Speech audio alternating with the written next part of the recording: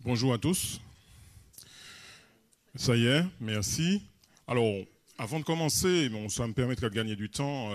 Je veux surtout remercier l'ensemble des participants à cet atelier qui s'est déroulé de manière non-stop sur toute la journée, puisque nous avons même profité du temps du repas pour discuter glissement de terrain, gestion de crise, etc. Donc c'est du non-stop, y compris sur la visite de terrain.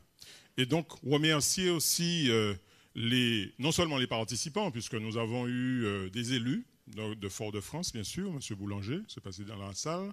Nous avons également la ville de Saint-Joseph qui était représentée. Nous avons eu également une citoyenne qui a participé à l'atelier, donc c'est un regard aussi intéressant. Et puis, bien sûr, la CTM, par certains membres de son administration.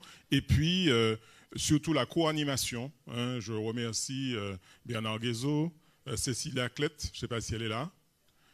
Bravo. Gilles Caillot, du STIS Guyane également. Et puis Clémentine de l'ADEAL, je ne sais pas si elle est là, qui nous a également apporté des lumières très importantes. Alors, à l'occasion d'une question de M. Boulanger en cours d'après-midi sur la résilience, on s'est rendu compte qu'il fallait aussi recentrer correctement les choses, et je vais vous expliquer pourquoi je commence par là. Et donc, une des définitions qui a été donnée de la résilience, c'est cette capacité d'une personne ou d'un groupe à se développer bien, à continuer à se projeter dans l'avenir en présence d'événements déstabilisants, de conditions de vie difficiles, de traumatismes parfois sévères.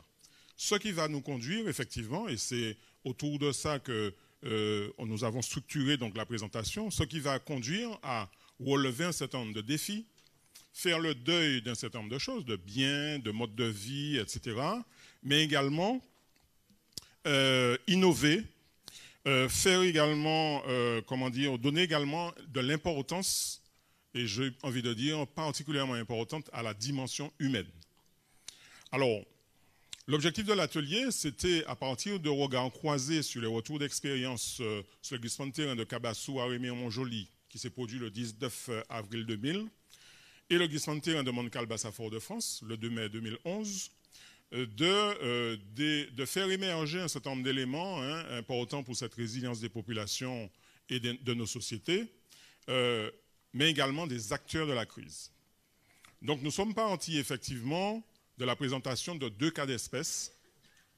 Premièrement, ce mouvement de terrain de Cabassou, qui est le premier mouvement de terrain mortel sur le territoire de la Guyane, puisque peu après 13 heures, ce 19 avril 2000, un grand pan de la colline de Cabassou s'effondre sur la RN3, l'usine de Yaou, Silama et quelques habitations. Bilan humain, 10 morts. Et vous voyez l'image ici qui se passe de commentaires. Conséquence, une des conséquences, la mise en place et l'élaboration en urgence de plans de prévention des risques mouvements de terrain afin d'anticiper d'autres mouvements de terrain. Pardonnez-moi les petites fautes d'orthographe, s'il vous plaît. Sur le territoire de l'île de Cayenne, bassin de vie principal de la Guyane. Et puis, bien entendu, il s'agissait aussi de sanctuariser des espaces en limite de monts afin de garantir la sécurité des biens et des personnes et d'éviter d'urbaniser des zones à risque. Concernant le mouvement de terrain de Montcalbas, et là, vous avez deux photos qui, là aussi, sont extrêmement significatives, l'avant et l'après, puisque nous avions une zone urbanisée. Nous avions donc un lotissement qui a fait l'objet de toutes les autorisations, permis de lotir, permis de construire pour les maisons, des maisons de standing avec piscine pour certaines, etc. Et donc, ce glissement de terrain commence le 2 mai 2011 et comme si ça ne suffisait pas, le 2 août 2011, après le passage de la tempête Émilie, il y a une coulée boueuse qui va impacter l'ensemble du lotissement. Résultat, 79 familles évacuées, évidemment plus d'une vingtaine de constructions démolies, des biens extrêmement importants, des vies qui basculent du jour au lendemain. Et puis, on parlait de stratégie tout à l'heure, mais de stratégie de gestion de crise, mais très tôt, l'édilité qui fait le choix de conforter la zone et de préserver la vie du quartier. Et des travaux de confortement gigantesques vont être entrepris. Ça va être, en tout cas, au moment, le plus grand chantier de la Caraïbe. Et nous avons là une crise qui a démarré en mai 2011 et qui, jusqu'à ce jour, n'est pas terminée. Et on va en dire quelques mots assez rapidement tout à l'heure. Donc, j'ai effectivement indiqué les participants, également les membres de l'atelier, les co-animateurs, hein, je pense que c'est important de le préciser. Donc, un atelier qui s'est déroulé en 3 séquences. Présentation en salle du conseil municipal de Fort-de-France, donc de ces 2 glissements de terrain, mais il y a eu aussi celui de Bassières en Guyane. En séquence 2, nous avons eu la visite du site de Montcalbas, et en 3, des échanges de pratiques l'après-midi et pendant le déjeuner également, comme je disais tout à l'heure. Et nous avons également abordé avec la DEAL, donc le financement des études, des travaux et des opérations de délocalisation, notamment financées par le Fonds Barnier. Alors, nous avons fait le choix de présenter les choses de cette manière parce que, effectivement, on a un dialogue quasiment entre les 2 situations. D'un côté, on a effectivement, alors, dans un premier temps, ce que je disais tout à l'heure, un certain nombre de défis à relever. Le plus grand glissement, la coulée boueuse, donc sur-accident, l'importance évidemment du nombre de familles à gérer. Tandis que sur la Guyane, on a une responsable de la sécurité civile qui vit là son premier baptême du feu. Elle venait à peine d'arriver et boum, il y a ce glissement. La recherche de victimes, puisque cette crise a été essentiellement gérée par rapport à des secours, donc 10 victimes décédées qu'il a fallu rechercher, etc., etc. L'élaboration en urgence du PPRMT, comme je disais tout à l'heure, et puis surtout des difficultés particulières, puisque trouver un BET qui accepte de réaliser les diagnostics à la demande de la mairie sur le glissement, ça a été la croix et la bannière. Un exemple. Donc, à partir de là, je procédais par un certain nombre de constats faits de manière transversale et puis des propositions. Alors, sur la recherche, premier élément important, de manière transversale, c'est ces glissements se distinguent par la nécessité de rechercher des solutions innovantes. Premièrement, les 2 situations imposaient donc la recherche de solutions inhabituelles compte tenu des enjeux et du contexte. Je l'ai cité pour Kabassou et pour Montcalbas, puisque le financement exceptionnel de ces opérations nécessitait non seulement la mise en place d'une maîtrise d'œuvre, mais également de mandataires financiers, de dégager aussi des crédits qui n'étaient pas prévus au budget, ce qui a conduit le maire de Fort-de-France à faire appel à la solidarité des quartiers. Autrement dit, on a dû récupérer des crédits sur des opérations d'aménagement dans les quartiers, et là, il a fallu... Donc, je ne vais pas citer tout, hein, je vais simplement identifier donc, pour les besoins de ce qui a été évoqué tout à l'heure, et évoquer les éléments extrêmement importants. Donc, dans la recherche de solutions innovantes, il y a une dimension individuelle et une dimension collective. Manifestement, il est fondamental de développer une ingénierie locale sur un certain nombre de situations de crise qui peuvent impacter notre territoire. Accepter la nécessaire prise de risque, sortir des sentiers battus. Il ne s'agit pas de faire le chien fou, mais quand même rechercher des solutions quelquefois, parce que quelquefois on se limite aussi. Et puis, accepter l'expertise et le regard extérieur. Un exemple très simple, la crise a commencé pour Montcalbas en mai 2011, 2 ans après, donc des travaux ont déjà commencé, des investissements importants sont déjà faits. Comme nous avons sollicité le Fonds de prévention des risques naturels, le Fonds Barnier, on a une mission d'inspection qui arrive en avril 2013 et qui vient bousculer la vision de confortement, etc. Et donc, dans ce premier temps, il y a une posture qui est assez inhabituelle, mais on se rend compte après qu'au-delà de l'aspect inspection, il y a eu un accompagnement, il y a eu un confortement de certaines décisions. Ensuite, sur le plan de la dimension collective, il s'agit de développer et valoriser le travail en réseau en temps de paix. Pas attendre la crise pour créer son réseau. Donc ces réseaux-là, ils doivent se construire dès maintenant, et c'est l'objet également de ce séminaire. Et puis surtout, de manière très concrète, organiser le partage des données, donc sur les situations similaires, autour d'expérience. Fort-de-France, qui est la ville capitale, lorsque nous avons eu le mouvement de terrain, nous nous sommes rendus au François. Nous avons rencontré le directeur général des services pour connaître l'expérience du François sur Soleil Levant. Et puis, sur la jurisprudence, sur la connaissance des vulnérabilités du territoire, etc. S'agissant de la réponse technique adaptée, par exemple, les sinistrés de Kabassou ont fait le choix de mettre en cause la responsabilité de l'État. Et donc, on saisit les tribunaux, ce qui, évidemment, ils ont été déboutés, malheureusement, mais on était dans un régime de responsabilité, pas dans un régime catastrophe naturelle, à l'inverse de Montcalbas. Et donc, le traitement des situations, de ce fait-là, s'est révélé particulier. Montcalbas, la décision du maire de préserver la vie des quartiers, coordination des études et des choix techniques de confortement, mobilisation constante des ressources internes et externes, financement du fonds de prévention des risques naturels, etc.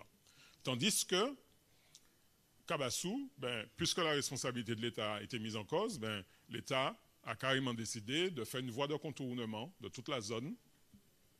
J'ai presque envie de dire sans se préoccuper de l'usine et des maisons impactées.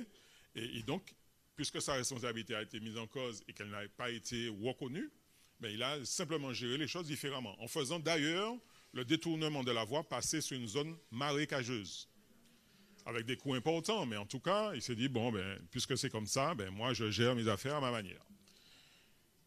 Et donc ça montre les limites de l'action de la commune pour une situation qui pourtant impacte son territoire. La dimension humaine maintenant. Donc, premièrement, les interventions sur Kabassou ont consisté essentiellement en des actions de secours. Et Montcalbas, on était surtout sur des actions de sauvegarde. Et donc, puisqu'on a surtout mis en place des évacuations préventives, du relogement, du déménagement, du soutien aux populations, information, aide à la lecture des contrats d'assurance. Si j'avais plus de temps, je vous en parlerai. Bon, c'est assez édifiant tout de même. Et puis, bien sûr, le soutien psychologique. Donc, en termes d'accompagnement des personnes, on a parlé des plans communaux de sauvegarde qui constituent un outil majeur dans la sauvegarde des populations. Il convient donc d'anticiper en veillant à organiser de manière efficace ces dispositifs mis en place, tester leur efficacité lors d'exercices de simulation, et je suis complètement d'accord avec Patrick Tubion là-dessus, réaliser des retours d'expérience, mais le retour d'expérience seul ne suffit pas. Il faut derrière qu'il y ait un plan d'action avec des pilotes, avec des échéances, avec des moyens pour que justement ce retour d'expérience soit efficace et soit utile. Et puis, on a constaté également que la présence physique des autorités était rassurante. Le président du conseil régional de l'époque s'est rendu sur place. Le maire de Fort-de-France était présent constamment. On a même tenu des réunions coprésidées par le maire et le préfet avec les personnes sinistrées. Donc ça aussi, ça aide à la reconstruction et donc à la résilience. Et puis, aider les sinistrés, les habitants, donc la dimension humaine, à faire le deuil de mode de vie, de biens également. Donc le côté capital du soutien psychologique, les questions de relogement, d'acquisition des biens, etc. Parce qu'il faut pouvoir repartir sur d'autres projets, donner des perspectives à ces populations. Et puis ensuite viennent les problématiques de réaménagement du quartier, réappropriation des lieux après travaux, par exemple. Alors, je ne serai pas très long, donc toujours la dimension humaine, le citoyen est responsable de sa propre sécurité et doit se mobiliser. Donc, comment mobiliser ces citoyens-là? Donc, on fait quelques propositions. Développer dans chaque commune des réserves communales de sécurité civile. Définir à l'échelle territoriale un calendrier unique et partagé d'événements de prévention et fixer les voies et moyens de la mobilisation des citoyens. Donc le Fonds Barnier peut financer un certain nombre de ces actions. Et puis surtout, écrire notre histoire des événements traumatiques du territoire et des solutions individuelles et collectives mises en œuvre. Par le passé, et on oublie trop souvent, on a quelquefois tendance à croire qu'on a inventé l'eau chaude. Ben non, en se replongeant dans des situations qui ont existé, le bon sens populaire, etc., on trouve des solutions. Et puis, organiser une coalition, donc la mobilisation des acteurs, géologues, hydrogéologues, géotechniciens, géographes, etc., pour une analyse partagée de la vulnérabilité du territoire sur la base des connaissances existantes. Dans le même temps, inciter la mise en place de ces plans intercommunaux de sauvegarde, prévus par la loi, mais pour l'instant, qui ont du mal à se mettre en place. Et puis, des questions plus pratiques comme la mise en place d'un annuaire des élus et des cadres administratifs et techniques en charge des risques majeurs dans les collectivités. Aujourd'hui, le meilleur moyen de se renseigner sur l'importance qu'une commune donne à ces sujets-là, c'est de regarder qui est l'élu en charge. S'il y a un élu en charge des risques majeurs, qui a une délégation, s'il y a des services qui sont affectés à cet usage, parce que j'ai eu l'occasion de venir assister des collègues sur la mise en place de PCS, mais le PCS était soit fait par le service urbanisme ou bien la police municipale. Bon, voilà. Après, c'est des choix que je ne critique pas, mais qu'il est important aussi d'identifier. Alors, le citoyen premier acteur de sa sécurité, je n'insiste pas. La protection de la population, donc c'est d'un côté la sauvegarde et c'est également le secours. La sauvegarde, c'est ce qui relève des maires. Donc, mission dévolue aux maires, informer, alerter, mettre à l'abri, interdire, héberger, soutenir, assister. Et c'est essentiellement ces actions qui ont été mises en place, le secours relevant des services spécialisés, STIS, SAMU, par exemple. Voilà. Donc, pour ne pas trop mobiliser, il me reste juste 2 secondes pour vous dire que la crise aussi, ce rentrasé nous a permis de prendre en compte les différentes temporalités de la crise. La gestion de crise s'inscrit dans la durée et il faut gérer la ressource.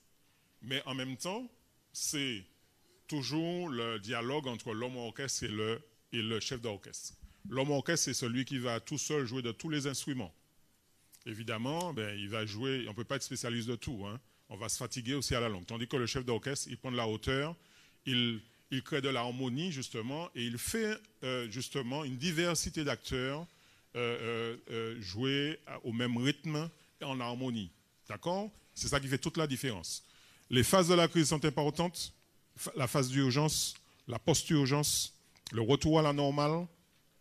L'urgence se met en place en général sur les 2 semaines qui suivent l'événement. La post-urgence, 6 semaines. Et le retour à la normale, c'est plusieurs mois, voire plusieurs années. Exemple, Monde Calbas. Donc, je ne vous fais pas de commentaires. Ensuite, la prise en compte d'un certain nombre de délais liés aux procédures de rétablissement, etc., acquisition amiable des biens. Après l'acquisition amiable des biens sur Monde Calbas, tous les biens qui n'étaient pas éligibles sont passés en expropriation. La procédure d'expropriation n'a débuté que 10 ans après, puisque l'enquête publique préalable à la déclaration d'utilité publique s'est mise en place entre le 1er et le 15 septembre 2022.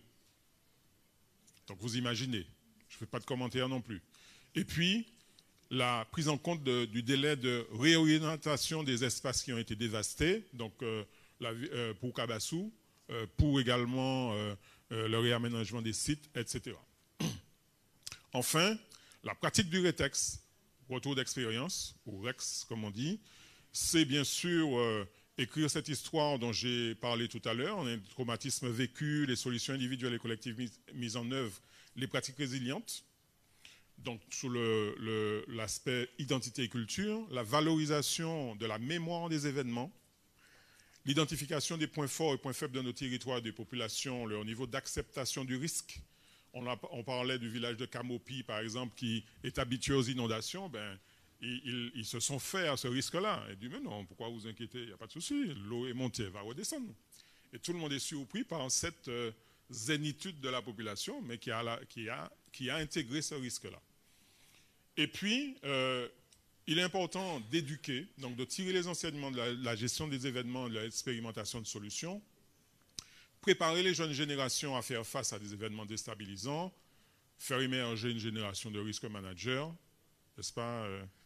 Et puis, développer la culture du RETEX, donc la méthodologie. Et en cela, on peut citer le guide méthodologique du RETEX qui a été co-rédigé par le lieutenant-colonel Tiburn à l'époque, qui était à la direction générale de la sécurité civile.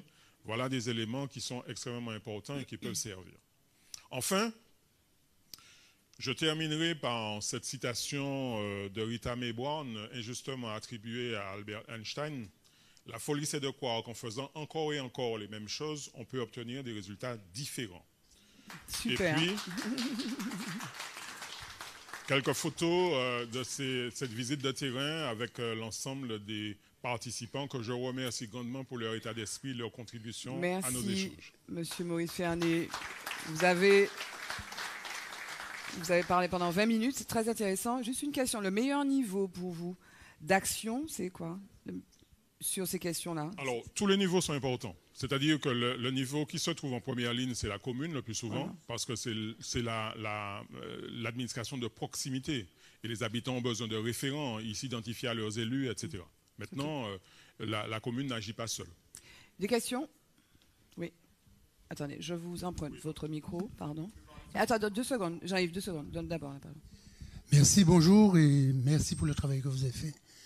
C'est quelque chose qui nous tient à cœur. Je tiens à remercier le colonel Tiburce. Parce que Tiburce, il a parlé de Tissonson. Justement, c'est avec Tissonson qu'on est allé sur le terrain pour comprendre la réaction des sources. Alors, je voudrais quand même qu'on parle de la cause de ce qu'on appelle aujourd'hui les glissements de terrain. En 2 mots, hein? Oui, très rapidement. Une source obstruée va poser des problèmes pendant un certain nombre d'années. Je vous donne rendez-vous, si vous voulez, sur les hauteurs de Trinité. Ça s'appelle Mornefig et ça risque de glisser de la même manière. S'il vous plaît. Je vous en prie, merci. Merci. Une intervention de Jean-Yves Bonner. En fait, je prolonge le commentaire d'Emmanuel Marilus pour dire simplement que nous sommes sous l'angle de la prévention des risques de catastrophe. Et je crois que le citoyen a un rôle essentiel à jouer dans cette démarche. On a 358 000 observateurs sur le terrain. On a quelques instruments, on a vu là des inclinomètres, on a quelques instruments sur des glissements connus. Et moi, je crois que voir une source qui arrête de couler ou dont le débit est profondément modifié, ou voir un début de glissement, je pense que le citoyen est en mesure, et je pense qu'il faut l'habituer, à pouvoir remonter ces informations. Alors, il faut qu'il identifie la personne à qui il peut remonter cette information. Et ça peut être quelque chose d'intéressant pour prévenir une catastrophe majeure dans laquelle 2 maisons, 3 maisons, une famille va disparaître dans un glissement de terrain. Voilà. Donc ça me paraît intéressant comme contribution à des travaux et pratiques à mettre en œuvre sur le territoire. Attendez, ouais. Merci. Ça ne marche pas, monsieur Ferrand. Nous avons fait ce travail-là puisqu'on a sorti des documents donc à destination des citoyens permettant de reconnaître les signes évocateurs d'un glissement de terrain, hein, de manière à ce que toute personne soit une sentinelle, notamment dans la périphérie proche de ces glissements-là. Donc c'est effectivement un travail qu'il faut poursuivre, hein, mais ça renvoie à ces problématiques de culture du risque, d'information et de mobilisation du citoyen, parce que bon, malheureusement, il y a d'autres préoccupations tous les jours et il faut arriver à trouver le déclic pour que chacun puisse s'intéresser à ces questions.